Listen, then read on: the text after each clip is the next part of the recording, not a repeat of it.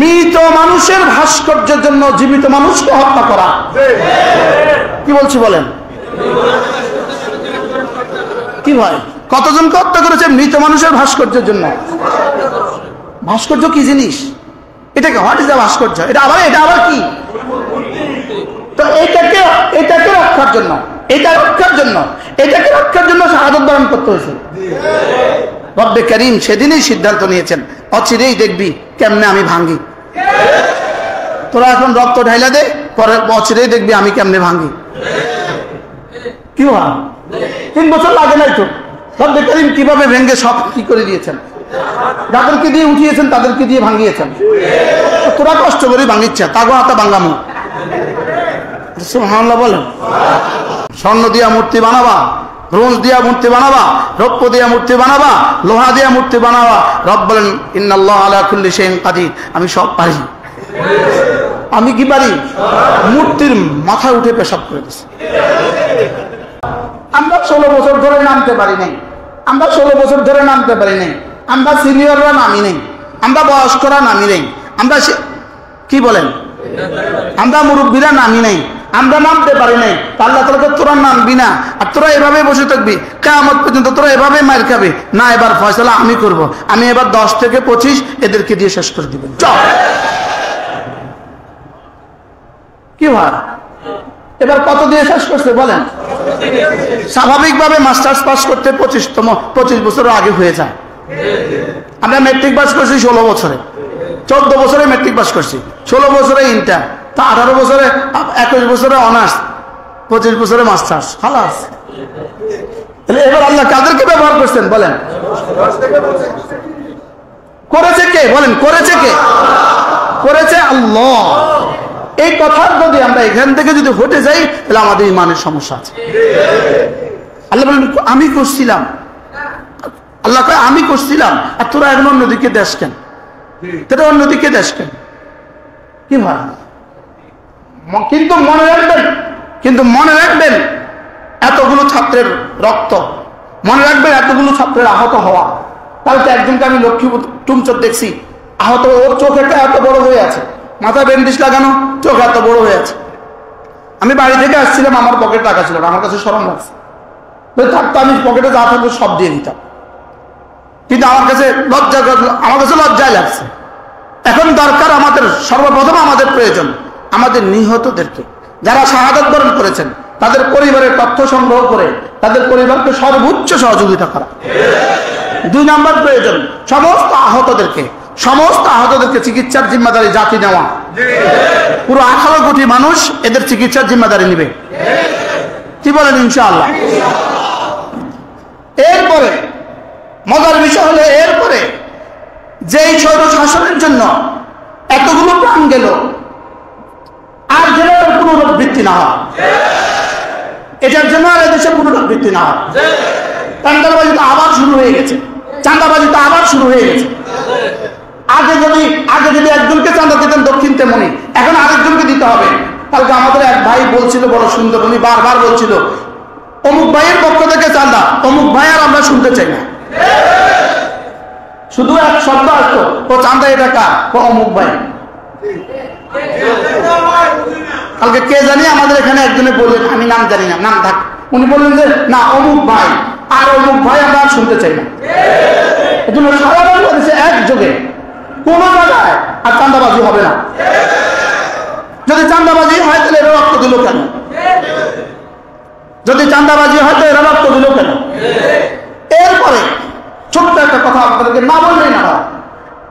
Police সদস্য যারা নিহত হয়েছে, পুলিশ সদস্য যারা কি হয়েছে, এদেরও কিছু করা দরকার। এরাও কিন্তু অংশ,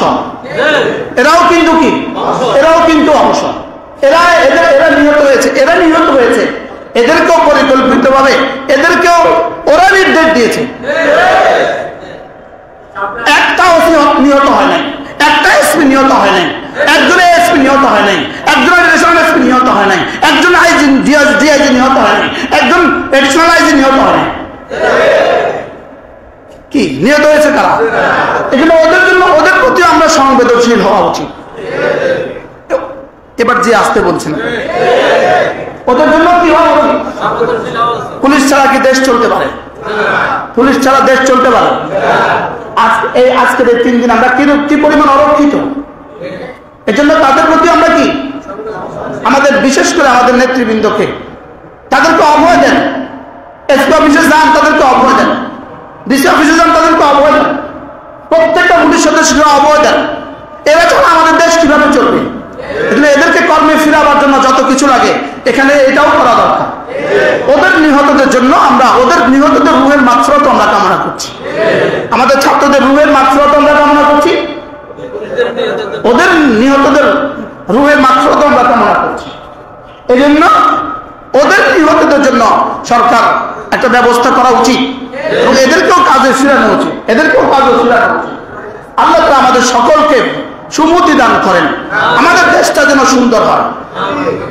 কি বাংলাদেশে এমন অবস্থান যেন না হয়, খতিব কথা বলতে পারবে না, কোন ওয়াইজ কথা বলার আগে তাকে কাউন্টার দেওয়া, কি হয় কিছু বলার আগে তাকে কাউন্টার দেওয়া, এটা যেন আর না হয়। এদেশের টেকনাবজে তেতুলিয়া, রূপসা থেকে পাথুরিয়া আর কোন রাস্তায় যেন কোন মূর্তির কোন ভাস্কর্য আর কারোর নামে না ওঠে। কি বা আজ থেকে 3 বছর আগে শতাধিক মানুষ নিহত হয়েছে শুধু মৃত মানুষের ভাস্কর্যের জন্য জীবিত মানুষকে হত্যা করা। কি বলছি বলেন? কি ভাই, কতজনকে হত্যা করেছে মৃত মানুষের ভাস্কর্যের জন্য? ভাস্কর্য কি জিনিস?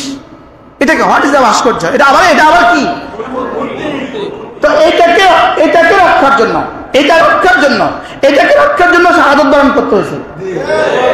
রব্বে করিম সেদিনই সিদ্ধান্ত নিয়েছেন, অচিরেই দেখবি কেমনে আমি ভাঙ্গি। তোরা এখন রক্ত ঢাইলা দে, পরে অচিরেই দেখবি আমি কেমনে ভাঙ্গি। কি হয় 3 বছর লাগে নাই তো।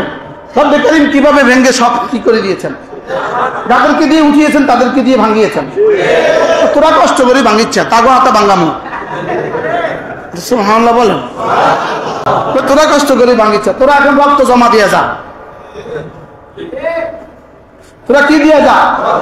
তোরা এখন রক্ত জমা দিয়ে যা, রিপোর্ট পরে বাইরে হবে। সুবহানাল্লাহ বলেন। এই জন্য 16টা বছর ধরে আমরা রক্ত জমা দিছি। আমরা কি দিছি? আমরা রক্ত 16 বছর ধরে আমরা রক্ত জমা দিছি, এখন রিপোর্ট বাইরেছে। আলহামদুলিল্লাহ বলবেন না? বলেন। আমরা রক্ত জমা দিছি কত বছর ধরে? 16 বছর ধরে। এখন কি বাইরেছে? আর চূড়ান্ত রিপোর্ট হাসরের ময়দানে বাইরে হবে ইনশাআল্লাহ। এই জন্য মূর্তির সংস্কৃতি, ছবির সংস্কৃতি, এটা যেন আর ফিরে না আসে। এটা যেন এখান থেকে কিছু শিক্ষা নেওয়া উচিত কিনা বলেন? হ্যাঁ, স্বর্ণ দিয়া মূর্তি বানাবা, ব্রোঞ্জ দিয়া মূর্তি বানাবা, রৌপ্য দিয়া মূর্তি বানাবা, লোহা দিয়া মূর্তি বানাবা। রব বলেন ইন্নাল্লাহা আলা কুল্লি শাইইন কাদির, আমি সব পারি। আমি কি পারি? মূর্তির মাথায় উঠে পেশাব করে দিছি। করছে কি? রব বলেন আমি পারি। তুইজ্জু মান তাশা ওয়া তুযিল্লু মান তাশা। রব বলেন আমি পারি। আমি কি? আমি পারি। তাহলে করনে वाला জাত কে? আল্লাহু আকবার। আল্লাহ তাআলার জাত ও সিফাত থেকে ইয়াকিন অন্যদিকে সরানো যাবে না। এজন্য আল্লাহ তাআলার নাম দিয়েই কথা শুরু করা উচিত। আমাদের বিসমিল্লাহ আবার শুরু হওয়া উচিত। কি এখন কি পরিমাণ তাসবিহ পড়ে?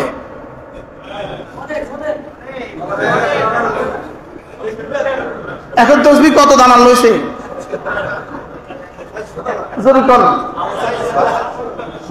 এখন দিল্লিতে বসে তাসবিহ কত দানা লইছে? হ্যাঁ, বিসমিল্লাহটা কইতে রাজি আছিলেন না, এখন কয় দানা দিয়ে পড়েন লা হাওলা লা ইলাহা ইল্লা আনতা সুবহানাকা ইন্নী কুনতু মিনাজ জালিমিন। বিসমিল্লাহ বলতে কি ছিল না? বিসমিল্লাহ বলতে রাজি ছিল না। না, বিসমিল্লাহ বলবো কেন? বিসমিল্লাহ বলতে রাজি ছিল না। বিসমিল্লাহ বলে না এরকম কেউ যেন আর না আসে। কি কুলিল্লাহুম্মা মালিকাল মুলক তুতিল মুলকা মান তাশা ওয়া তানজিউল মুলকা মিম্মান তাশা ওয়া তুইজ্জু মান তাশা ওয়া তুযিল্লু মান তাশা বিয়াদিকাল খায়র ইন্নাকা আলা কুল্লি শাইইন কাদির, ইন্নাকা আলা কুল্লি শাইইন কাদির। পড়েন, ইন্নাকা আলা কুল্লি শাইইন কাদির, নিশ্চয়ই তুমি সব পারো। এটা তরজমা কি? নিশ্চয়ই তুমি সব পারো। নিজে নিজেই বলেন, তুমি এভাবে বলো, ইন্নাকা আলা কুল্লি শাইইন কাদির। সুবহানাল্লাহ। আমার রব করেছেন, আমার রব করেছেন।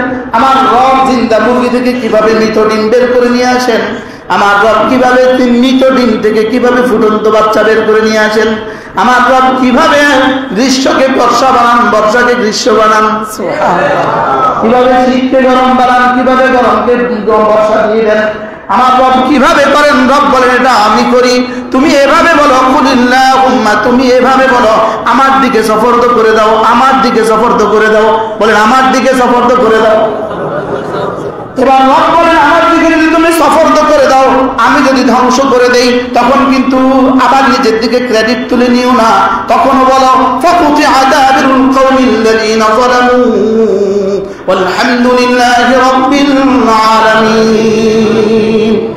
আল্লাহ তাআলা বলেন, জালিমদের শেষ চিহ্ন আমি নিশ্চিহ্ন করে দিয়েছি, জালিমদের শেষ চিহ্ন আমি নিশ্চিহ্ন করে দিয়েছি। এবার তোমরা বলো, আলহামদুলিল্লাহি রাব্বিল আলামিন।